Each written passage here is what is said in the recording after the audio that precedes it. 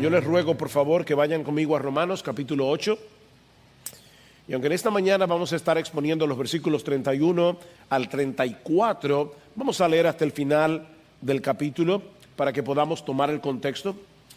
Dice así la palabra del Señor: entonces, ¿qué diremos a esto? Si Dios está por nosotros, ¿quién estará contra nosotros? El que no eximió ni a su propio Hijo, sino que lo entregó por todos nosotros, ¿cómo no nos concederá también con Él todas las cosas? ¿Quién acusará a los escogidos de Dios? Dios es el que justifica. ¿Quién es el que condena? Cristo Jesús es el que murió, sí, más aún el que resucitó, el que además está a la diestra de Dios, el que también intercede por nosotros. ¿Quién nos separará del amor de Cristo? ¿Tribulación, o angustia, o persecución, o hambre, o desnudez, o peligro, o espada? Tal como está escrito: por causa tuya somos puestos a muerte todo el día, somos considerados como ovejas para el matadero. Pero en todas estas cosas somos más que vencedores por medio de aquel que nos amó. Porque estoy convencido de que ni la muerte, ni la vida, ni ángeles, ni principados, ni lo presente, ni lo porvenir, ni los poderes, ni lo alto, ni lo profundo, ni ninguna otra cosa creada nos podrá separar del amor de Dios que es en Cristo Jesús, Señor nuestro. Es posible que un verdadero creyente, es decir, alguien que ha reconocido que merece ser condenado por sus pecados, alguien que ha venido a Cristo en arrepentimiento y fe, confiando únicamente en la persona y la obra redentora de nuestro Señor Jesucristo, es posible que alguien así termine apartándose del Señor y perdiendo su salvación. Noten que la pregunta que estoy haciendo no es si existen personas que dicen ser cristianas y terminan apostatando, apartándose de la fe. No, esa no es la pregunta, porque el Nuevo Testamento enseña claramente que eso va a suceder en las filas del cristianismo. Primera de Juan capítulo 2 versículo 19: salieron de nosotros porque no eran de nosotros, dice Juan, pero salieron de nosotros para que se manifestase que no todos son de nosotros. Si hubieran sido de nosotros, dice Juan, habrían permanecido con nosotros. Así que la apostasía es una realidad. La pregunta es si existe la posibilidad de que alguien que haya creído en Cristo con una fe genuina y durante un tiempo haya sido un verdadero creyente. No que lo haya parecido, sino que haya sido un verdadero creyente, en algún punto de su vida deje de serlo y termine en el infierno. Bueno, la respuesta de Pablo en Romanos capítulo 8 es un rotundo no. No, es absolutamente imposible que eso ocurra. Como hemos visto ya, Pablo inicia este capítulo declarando que no hay condenación, ninguna condenación para aquellos que están en Cristo Jesús. Cristo padeció en la cruz lo que nosotros merecíamos por causa de nuestros pecados, y por causa de su justicia perfecta que fue puesta en nuestra cuenta por medio de la fe, ahora nosotros recibimos lo que Él merece. Eso es gracia. Él recibió lo que tú y yo merecemos. Nosotros ahora recibimos por causa de Él lo que Él merece. Eso es gracia. Este capítulo nos enseña que fuimos regenerados por el Espíritu de Dios, hechos nuevas criaturas. Nos enseña que debido a la morada del Espíritu en nosotros, ahora tenemos los recursos que necesitamos para obedecer a Dios, no perfectamente, pero sí sinceramente. Tenemos los recursos que necesitamos para luchar contra el pecado y darle muerte, Pablo nos enseña en Romanos capítulo 8 que fuimos adoptados como hijos de Dios, que fuimos hechos herederos de Dios juntamente con Cristo, que fuimos predestinados a ser hechos conforme a la imagen de su Hijo. Y por lo tanto, todo lo que ocurra en nuestras vidas será conforme a ese propósito que Dios determinó para nosotros desde antes de la fundación del mundo. Como vimos la semana pasada, Romanos capítulo 8, versículo 28, sabemos que para los que aman a Dios, todas las cosas cooperan para bien. Esto es, a los que conforme a su propósito son llamados. Dios tenía un propósito cuando nos llamó eficazmente a salvación. ¿Cuál es ese propósito? Porque a los que de antemano conoció, también los predestinó a ser hechos conforme a la imagen de su Hijo, para que Él sea el primogénito entre muchos hermanos. Y a los que predestinó, a estos y solo a estos también llamó. Y a los que llamó, a estos y solo a estos también justificó. Y a los que justificó, a esos y solo a esos también glorificó. Estas declaraciones son tan abrumadoramente consoladoras, tan extraordinarias, que casi nos dejan sin aliento. Mira, mi hermano, si este capítulo hubiera terminado en el versículo 30, si Romanos 8 hubiera terminado en el versículo 30, ya tendríamos suficientes evidencias para concluir que es imposible perder la salvación que tenemos en Cristo. Pero Pablo era un pastor. Pablo tenía un corazón pastoral, no era simplemente un teólogo. Pablo era un pastor y él sabía que nuestra seguridad en Cristo es atacada por diversos flancos. Él sabía que tú y yo necesitamos blindar. ¿Sabes lo que es blindar? Es como estar protegido. Él sabía que tú y yo necesitamos blindar nuestras mentes y corazones con la verdad del Evangelio.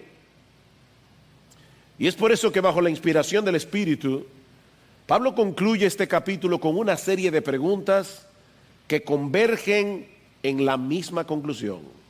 Y esta es la conclusión. Te adelanto para que sepas a dónde voy antes de que llegue. Ningún verdadero cristiano se perderá. Ningún verdadero cristiano se perderá. Y esto por varias razones. En primer lugar, porque Dios está por nosotros. Porque Dios está por nosotros. Versículo 31. Entonces, ¿qué diremos a esto?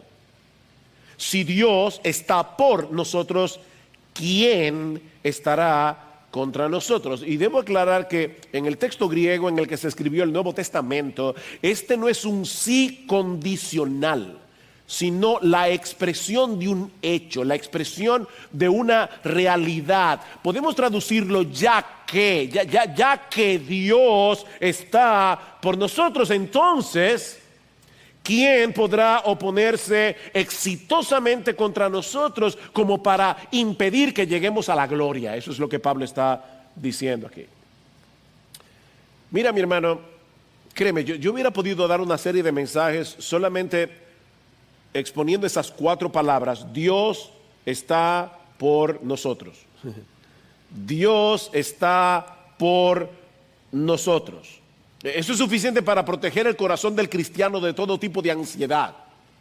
Decía Spurgeon, refiriéndose a lo mucho que la Biblia dice en pocas palabras, decía él: ¿qué océano de significado hay en una gotita de lenguaje?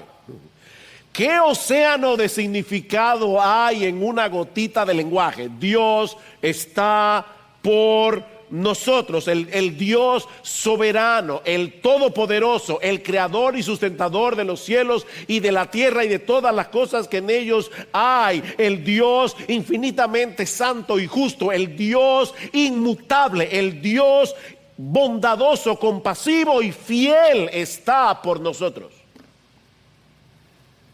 Dios está por nosotros.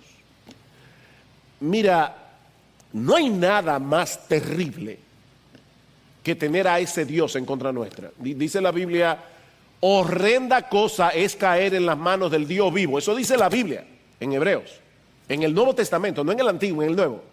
Horrenda cosa es caer en las manos del Dios vivo. No hay nada más terrible que tener al Todopoderoso en contra nuestra. Pero ¿sabes una cosa? De la misma manera podemos decir que no existe una bendición más grande que tener a ese Dios a nuestro favor. Tener ese Dios a nuestro favor. Ahora, ¿cómo podemos saber que ese Dios está por nosotros y no contra nosotros? Bueno, déjame darte primero la respuesta incorrecta.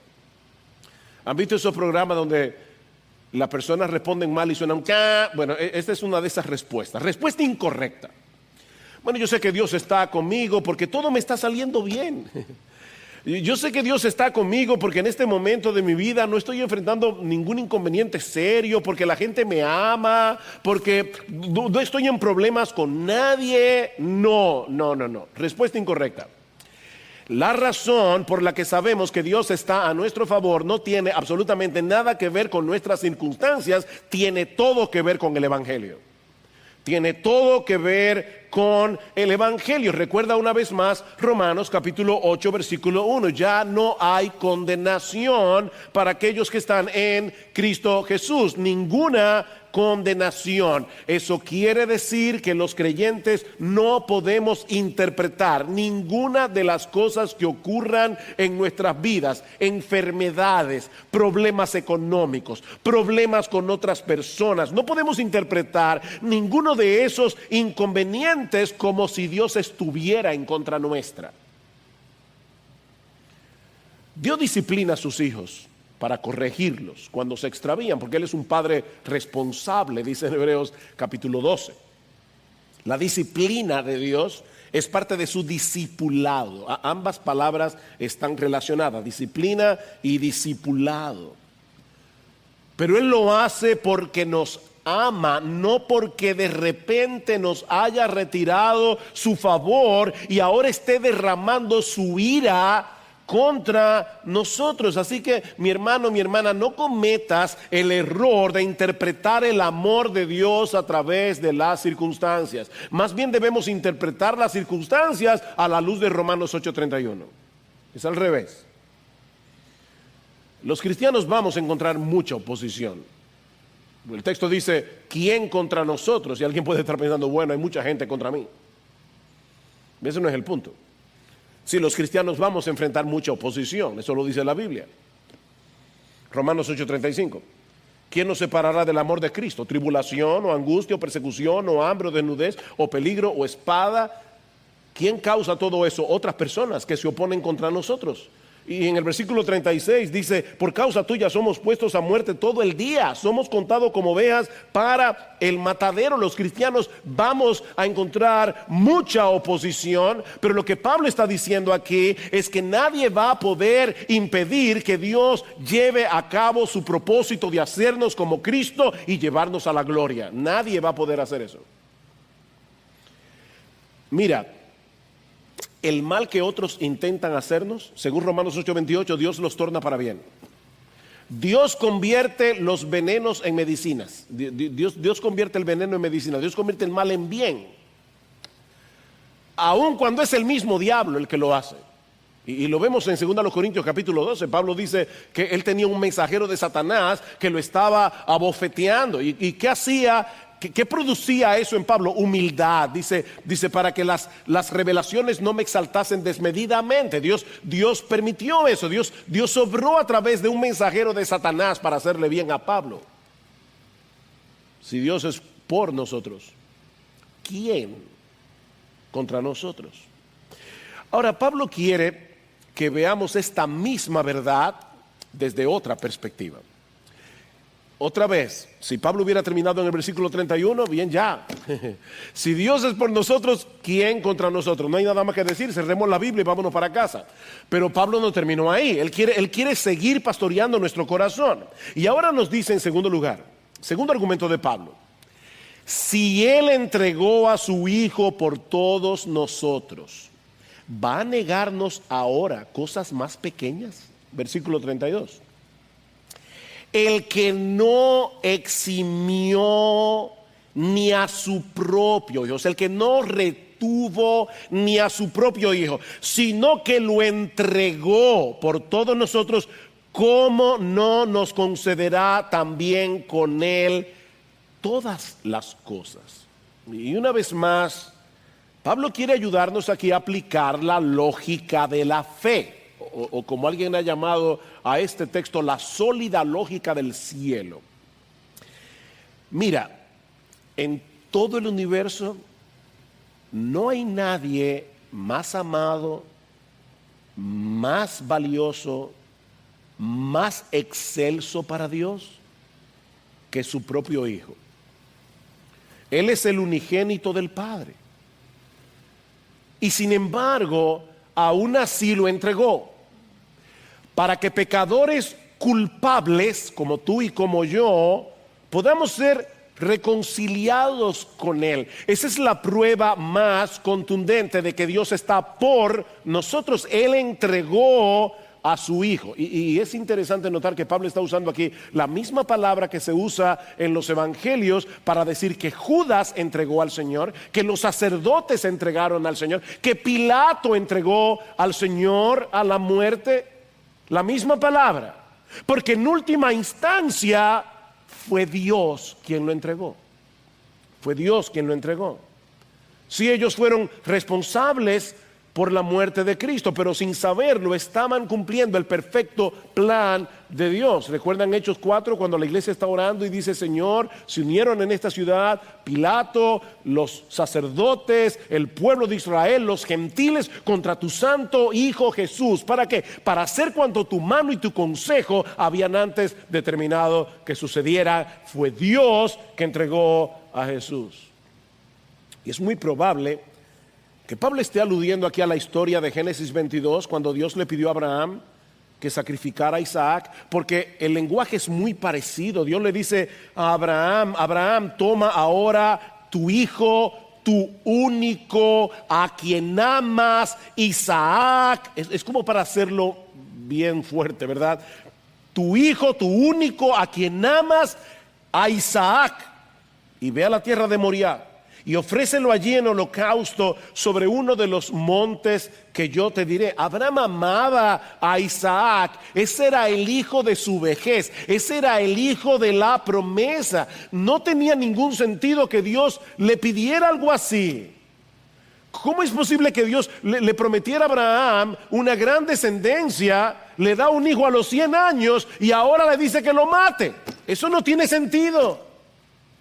Pero Abraham confió en el Señor y le entregó a su hijo. Ahora, todos sabemos que eso no sucedió. Dios proveyó un carnero que sustituyó a Isaac. Sin embargo, en cierto sentido, podemos decir que Abraham entregó a su hijo cuando Dios se lo pidió. Dice en el versículo 12 de Génesis 22 que en el momento en que Abraham alzó su mano para sacrificar a Isaac, el ángel del Señor lo detuvo diciendo: no extiendas tu mano contra el muchacho ni le hagas nada, porque ahora sé que temes a Dios, ya que no me has rehusado tu hijo, tu único. Hay una versión griega del Antiguo Testamento. El Antiguo Testamento se escribió en hebreo, pero hay una traducción griega que se llama la traducción de la Septuaginta, y en esa traducción se usa exactamente la misma palabra de Romanos 8:32. Ya sé que temes a Dios porque no eximiste a tu hijo. Bueno, ahora todos los creyentes podemos decir: Señor, ahora yo sé que tú me amas. ¿Por qué? Yo sé que tú estás obrando a mi favor en medio de las providencias más oscuras. ¿Por qué? Porque tú no eximiste a tu propio hijo. Miren, mis hermanos, a diferencia de Isaac, para Jesús no hubo sustituto, porque Él era el Cordero. Él era el Cordero del sacrificio. Porque no había otro en todo el universo que pudiera reconciliarnos con Dios por medio de su muerte. No había nadie. Tenía que ser el Hijo de Dios encarnado, y Dios había determinado hacer lo que fuera necesario hacer para salvarnos, porque nos amó, aunque eso costara la sangre de su Hijo. Eso es lo que está en el trasfondo de esa misteriosa escena del huerto de Getsemaní. Es una de las escenas más misteriosas del Nuevo Testamento. El Hijo de Dios orando al Padre: Padre mío, si es posible que pase de mí esta copa. Si es posible que pase de mí esta copa. Es la santidad de la humanidad perfecta de Jesús la que produjo esa oración. Es su santidad perfecta. Cristo estaba a punto de ser hecho maldición en la cruz del Calvario, como dice Pablo en Gálatas capítulo 3, versículo 13. La ira del Padre iba a caer sobre él por causa de nuestros pecados. Y para alguien perfectamente santo como Jesús, aquello era un horror inimaginable. Pensar que Él tenía que cargar con nuestros pecados, pensar que el Padre iba a volverle el rostro en la cruz, era para Cristo sufrir el infierno. Abba Padre, por favor, Papá, es lo que Jesús le está diciendo: Padre mío, mi Padre, Abba Padre, ¿acaso es posible que pase de mí esta copa de ira? Pero no era posible. No era posible porque no había otra forma de salvarnos.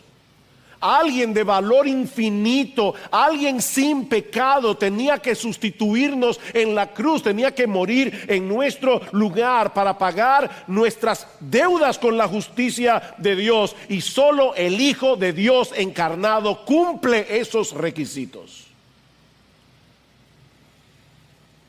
Así que en ese momento de agonía, con el corazón partido en pedazos, Cristo decide someter su voluntad humana, porque Cristo era hombre, era Dios y era hombre. Cristo decide someter su voluntad humana a la voluntad del Padre, pero que no sea como yo quiero, sino como tú quieras. Padre, lo que tú quieras, yo soy el siervo, haz de mí lo que quieras. Mis hermanos, Abraham pudo eximir a su propio hijo, pero Dios no pudo eximir al suyo. Eso es lo que estamos diciendo. Dios no pudo eximir al suyo, sino que lo entregó por todos nosotros. Y ahora Pablo se pregunta, si Él estuvo dispuesto a eso, si Él estuvo dispuesto a entregar a su propio hijo, ¿cómo no nos concederá con Él todas las cosas? Ven el punto, es una argumentación de mayor a menor, de mayor a menor. Si por amor a nosotros entregó lo más grande que tenía, lo más amado, lo más excelso, ¿nos va a negar ahora cosas que sean necesarias para cumplir el propósito por el cual Él nos llamó? Este argumento es similar al de Romanos 5:10. ¿Qué dice Pablo? Si cuando éramos enemigos fuimos reconciliados con Dios por la muerte de su Hijo. Cuando éramos enemigos, mucho más habiendo sido reconciliados, seremos salvos por su vida. Cuando teníamos nuestras manos alzadas contra Dios, cuando estábamos dispuestos a darle a Él un golpe de estado y sacarlo de su trono, si hubiéramos podido hacerlo, porque nosotros queremos ser Dios. Cuando estábamos en esa condición, Dios nos reconcilió. Dios decidió reconciliarnos por medio de la muerte de su Hijo. Y lo que Pablo está diciendo es, ahora que somos sus hijos, ¿va a dejar que nos perdamos? Eso es absurdo. Es imposible. Él ya nos dio lo más valioso, Él ya nos dio lo más cercano de su corazón. Como dice John Stott, al darnos a su Hijo, nos dio todo. Al darnos a su Hijo, nos dio todo. Dice Stott, la cruz, es la garantía de la continua, y hay una palabra aquí que yo no sé si está en el diccionario, pero es la que va. Es la garantía de la continua e infaltable generosidad de Dios. Infaltable generosidad de Dios. De ahí la conclusión de Pablo: ¿cómo no nos concederá con Él todas las cosas? Y obviamente ese todas las cosas no es un carro, no es una casa grande, no es un buen sueldo, no es salud. Tenemos que interpretar ese todas las cosas a la luz de Romanos 8:28 y de Romanos 8:37. ¿Qué dice Romanos 8:28? Todas las cosas cooperan para bien. ¿Qué dice Romanos 8:37? En todas esas cosas somos más que vencedores. ¿Cuáles cosas? Tribulación, angustia, persecución, peligro, hambre, desnudez, espada. Lo que Pablo está diciendo aquí es que Dios está comprometido a darnos todo lo que sea necesario para hacernos conforme a la imagen de su Hijo y llevarnos seguros a la gloria. Todo lo que sea necesario. El Padre va a hacer todo lo que sea necesario para formar a Cristo en nosotros y llevarnos seguros a la gloria. Nos va a dar todas las cosas, promesas, pruebas, disciplinas, advertencias, convicción de pecado, una mejor comprensión del Evangelio que nos motive a la gratitud y a la perseverancia. Todo lo que sea necesario hacer para hacer lo que Él se ha propuesto hacer, Él lo va a hacer. Pero Pablo no ha concluido su caso. De nuevo yo digo, bueno, si Pablo hubiera dejado en Romanos 8 en el versículo 32, ya, ¿qué más se puede decir? No, todavía existe la posibilidad de que un verdadero creyente esté luchando con la inseguridad que le producen sus propios pecados. Es que todavía veo tanto pecado en mí. Es que todavía me veo tan diferente a Jesús. Es por eso que ahora Pablo va a cambiar completamente su argumentación y va a ir al plano legal. Vamos a la corte ahora, vamos a la parte legal de nuestra salvación, y eso nos lleva de la mano a nuestro tercer encabezado.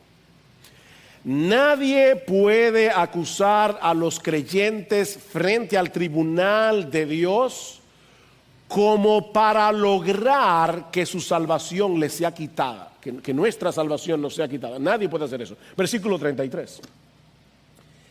¿Quién acusará a los escogidos de Dios?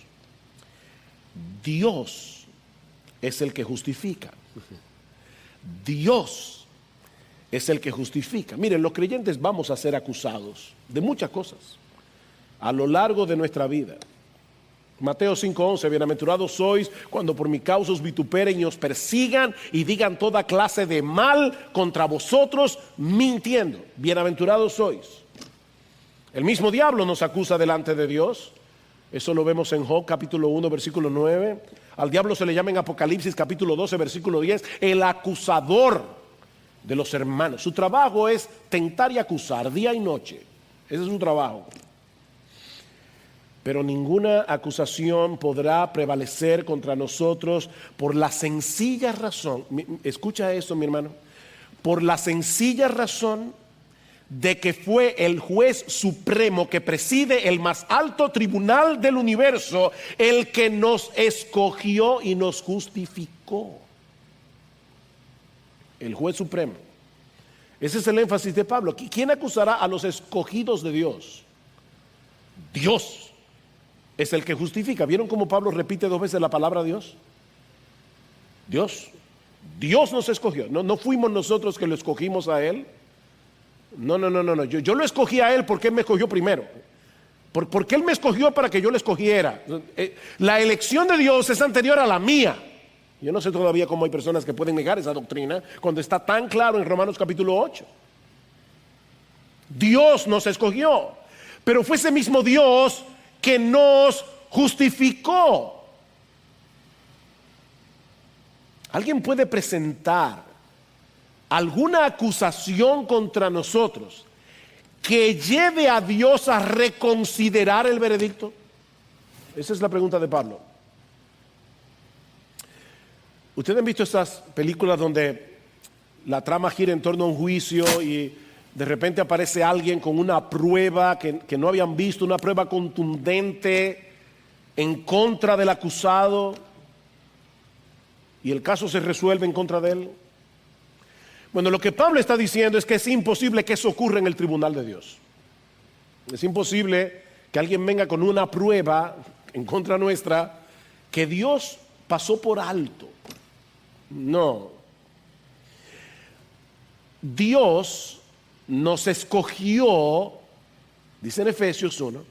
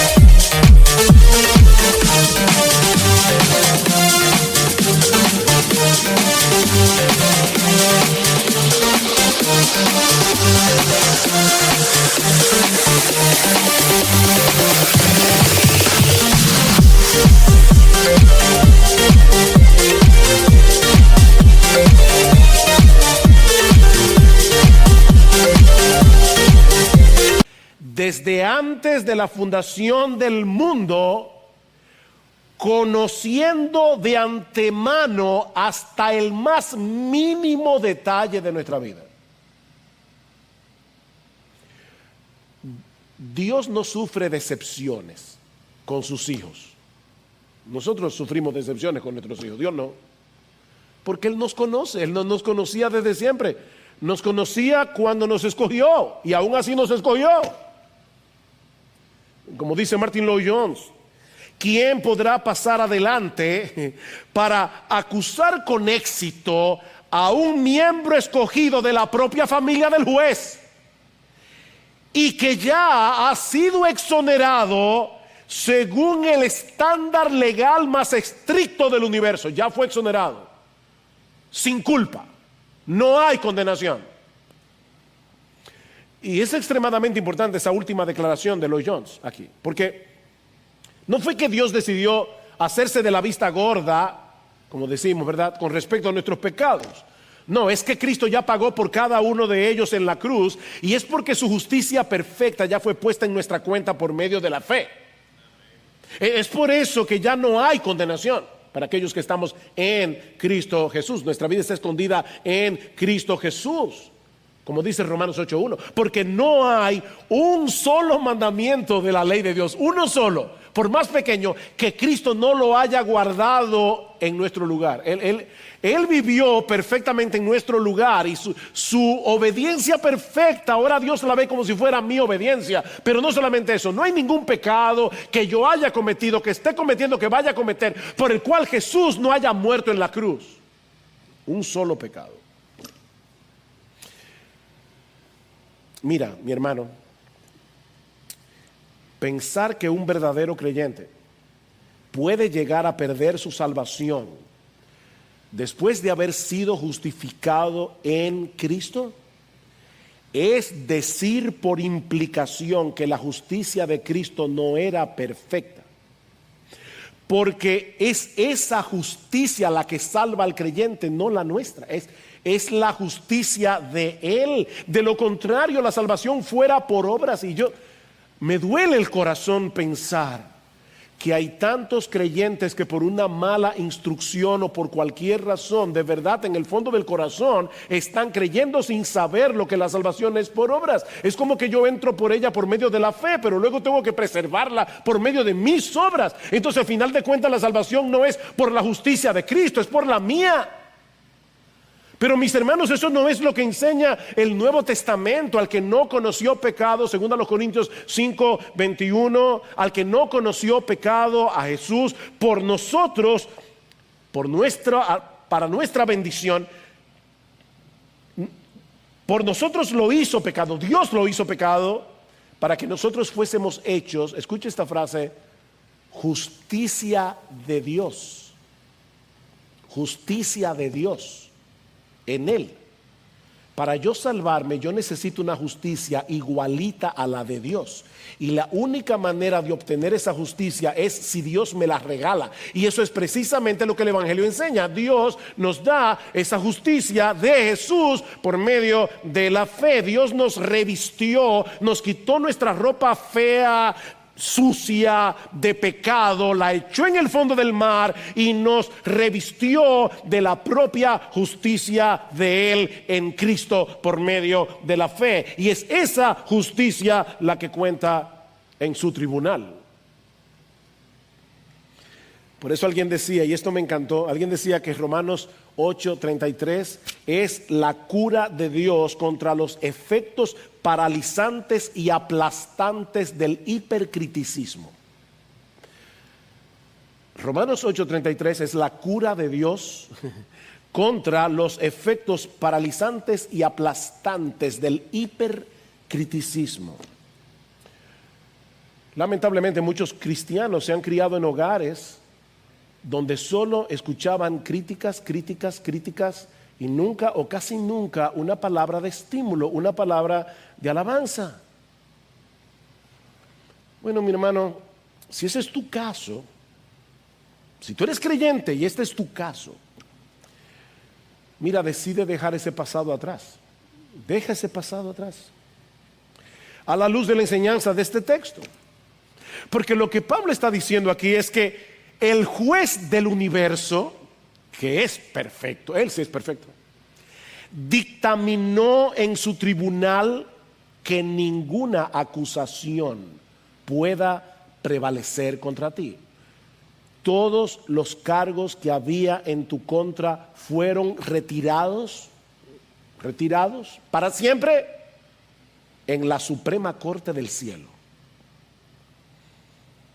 Y ya no hay otra corte superior a la que ninguno de tus críticos pueda apelar. No hay una corte superior, no hay un juez superior.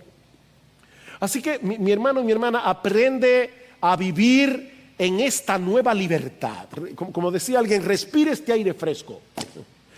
Respire este aire fresco. Aprende a vivir en esta nueva libertad que te ayuda a luchar eficazmente contra el temor a los hombres. La única opinión que realmente importa es la de Dios. Y Él te ve, si tú eres creyente, a través de la justicia perfecta de su Hijo. Lo que nos lleva a nuestro cuarto y último encabezado. Y es que nuestra salvación depende enteramente de la obra de Cristo y por lo tanto es imposible que un verdadero creyente sea condenado en el día del juicio. Yo no tengo que esperar al día del juicio para saber cuál va a ser el veredicto, porque ya el veredicto fue emitido y ya Dios me lo reveló en su palabra.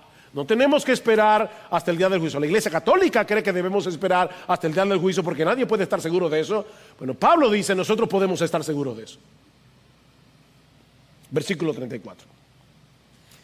¿Quién es el que condena? ¿Quién? Cristo Jesús es el que murió.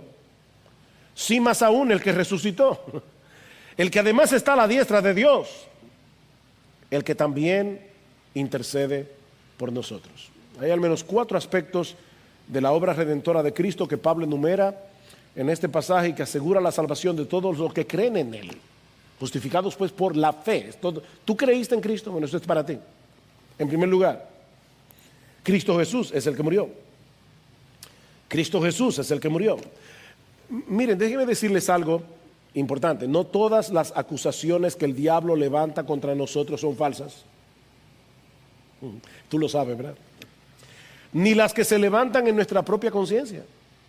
Es obvio que los cristianos pecan y los verdaderos cristianos se duelen por su pecado, se avergüenzan por su pecado, no toman a la ligera su pecado. Eso es una de las características de haber nacido de nuevo, ¿no? A nosotros nos importa nuestro pecado, pero fue el perfecto Hijo de Dios el que se encarnó para morir por nuestros pecados.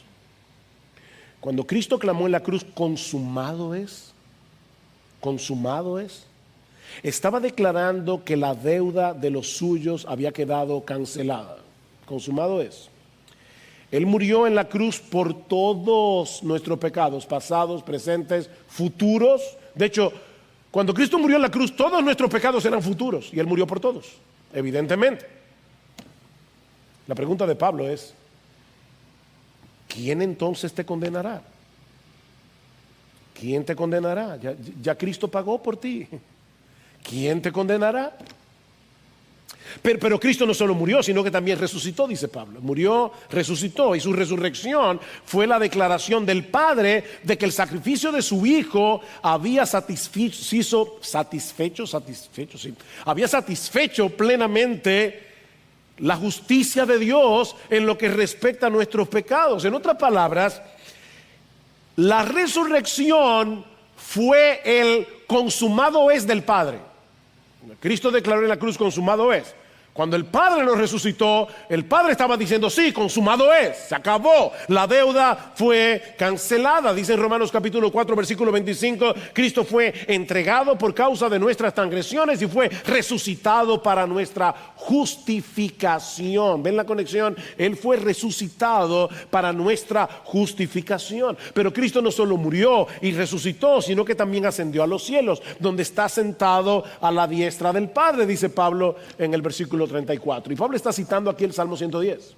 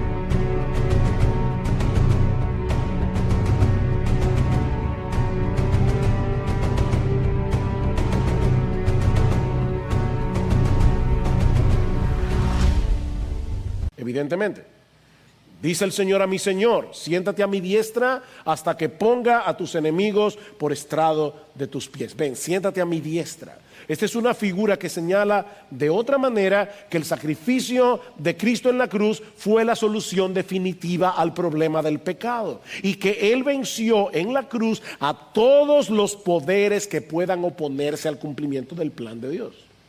Esa es la idea. En el templo de Salomón, los sacerdotes no tenían lugar donde sentarse. No había un solo lugar en el templo donde sentarse, porque había que ofrecer los mismos sacrificios una y otra vez. Los sacerdotes no podían descansar.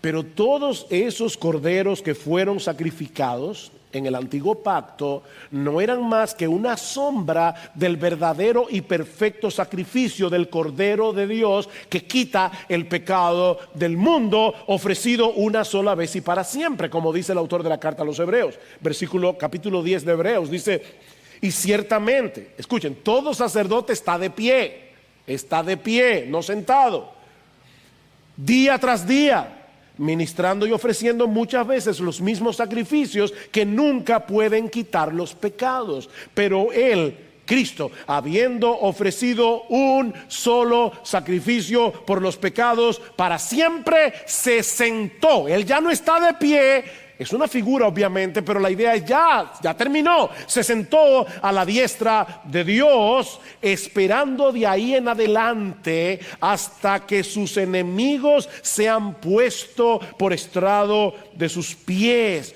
Porque por una sola ofrenda Él ha hecho perfecto para siempre a los santificados. Con una sola ofrenda. ¿Quién es entonces el que condenará? Si el sacrificio de Cristo en la cruz terminó para siempre con el problema del pecado, pero no solo eso, Cristo fue exaltado a la diestra del Padre para ocupar ese lugar de supremacía por encima de todos los poderes del universo, hasta que todos sus enemigos se han puesto por estrado de sus pies. La pregunta es: ¿existe la posibilidad de que uno de esos enemigos de Jesús le arrebate alguna de sus ovejas? Es absurdo pensar eso, otra vez. Imposible.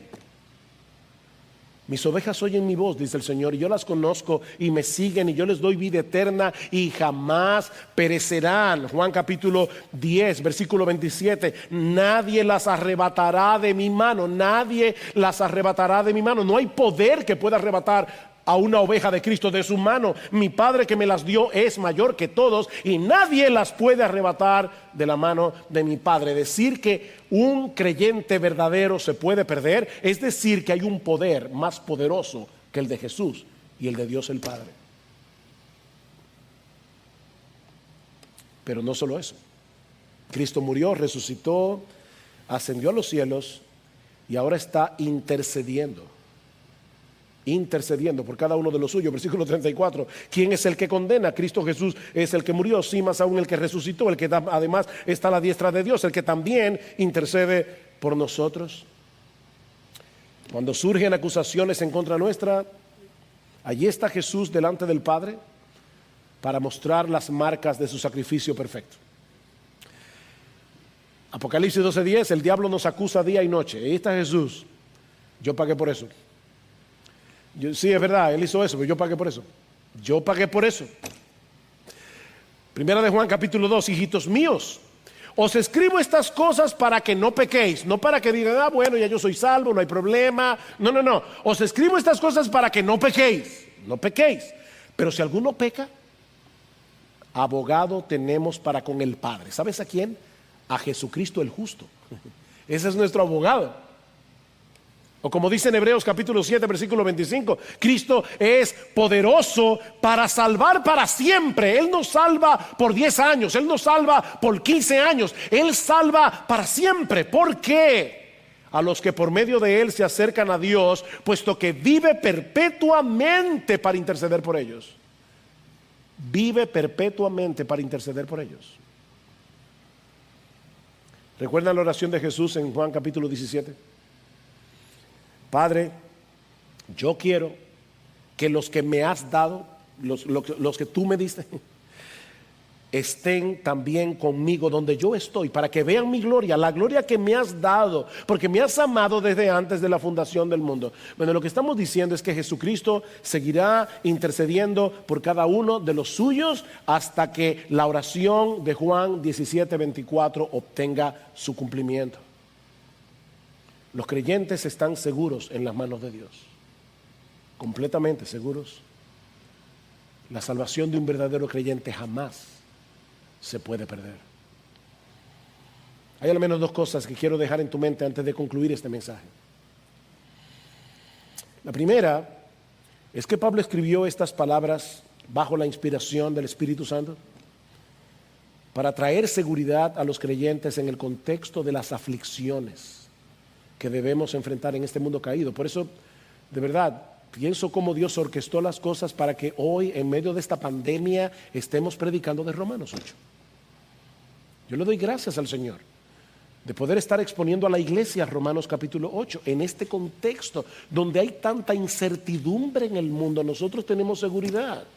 Tenemos seguridad, porque el día que cerremos nuestros ojos, el día que nos toque partir de este mundo, no tenemos cuentas pendientes y seremos recibidos en la gloria. El creyente puede estar absolutamente seguro de eso.